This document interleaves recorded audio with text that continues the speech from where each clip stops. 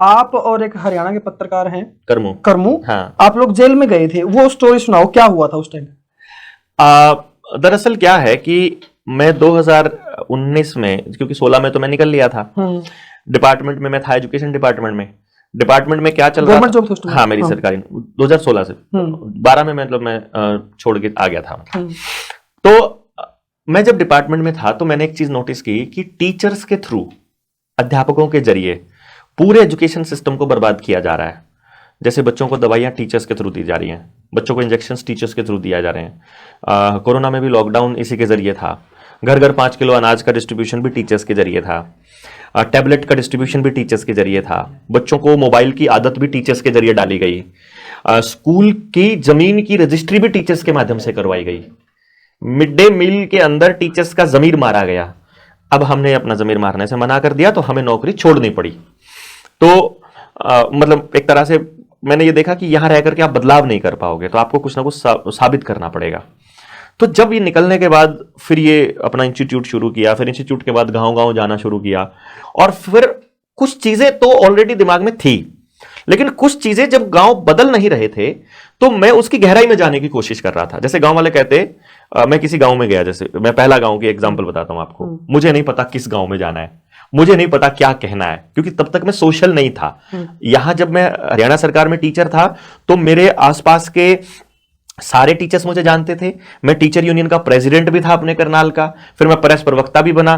मैं तब तो सोशल था, लेकिन वहां से चंडीगढ़ चला जाने के बाद कई साल हो गए थे तो टच से हम टूट गया था हमारा टच। तो अब मुझे लगा कि मुझे गांव को समझाना है। किस गांव में जाऊं? मैंने किसी से बात नहीं करी हुई है, और मुझे यह भी नहीं मालूम था कि उसका फेलियर रेट क्या होगा, सक्सेस रेट क्या होगा।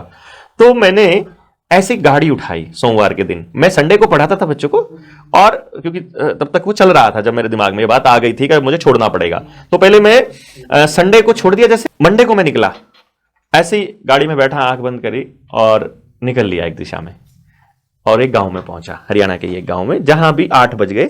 8 बजते ही मैंने जो भी स्कूल वहां था, मैंने वहां प्रार्थना में ही मैं स्कूल में घुस गया, सरकारी स्कूल में, बिना परमिशन। क्या, वो तो सरकारी स्कूल है ना, तो सबका है, गांव का है वो तो मैं जाकर के हेडमास्टर, वहां टीचर से मिला। मैंने कहा हेडमास्टर कौन है? उन्होंने बोला वो है प्रिंसिपल। मैंने प्रिंसिपल से बात की। मैंने कहा जी मैं एजुकेशन पे काम करता हूँ, मेरे पास एक ऐसी टेक्निक है, और अगर आपको ठीक लगे, पहले मैं बात कर लेता हूँ, आपको ठीक लगे तो हम इस पे कुछ कर सकते हैं, मैं आपकी मदद कर सकता हूँ। उसने पहले तो मेरी तरफ देखा, फिर सोचा पता नहीं कौन है क्या है, तो मैंने वो अपना कार्ड दिया। उस पे कार्ड पे लिखा हुआ था मेरा इंस्टीट्यूट क्या क्या करवाता है एंड और वो सब कुछ। तो उसने सोचा शायद ये अपनी मार्केटिंग के लिए आया है, और फिर भी उसने मुझे अपने टीचर से रूबरू होने का मौका दिया, और मैंने उनके टीचर से बात करी। सारे टीचर्स ने कहा काम बहुत अच्छा है, लेकिन उनमें से 2 टीचर्स ने कहा कि हमारे बच्चों की काउंसलिंग पहले करके दिखाओ। अच्छा। मैंने कहा देखो, मैं प्रूव करने वाले दौर से गुजर चुका हूं भाई साहब। मेरी ऑलरेडी अपॉइंटमेंट की वेटिंग 2 साल रहती है। मैं कस्टमर ढूंढने नहीं आया हूं, मैं आपको साबित करने भी नहीं आया हूं। अगर आपको इसको सीखना समझना है तो मैं आपको ट्रेनिंग दूंगा बाकायदा। ट्रेनिंग को लेकर के आप अपनी क्लास के बच्चों को भी समझा देना, आप अपने गांव के बच्चों को भी सुधार देना। आपके बच्चे को पर्सनली लेकर मैं नहीं बैठ सकता, क्योंकि मैं एक बच्चे के बारे में लगभग 8 घंटे बोल सकता हूं, एक बच्चे, और उससे एक सवाल पूछे बिना। अगर आपका बच्चा 15 साल का है ना, 10 साल का है, पैदा होने से लेकर 10 साल तक वो कैसे जिया है, कैसे रहा है, किन चीजों पर कैसे रिएक्ट करता है, क्या उसको याद रहता है, क्या वो भूल जाता है, किस मौके पर वो क्या करता है, मैं हर बात आपको बिना एक सवाल किए बता सकता हूं।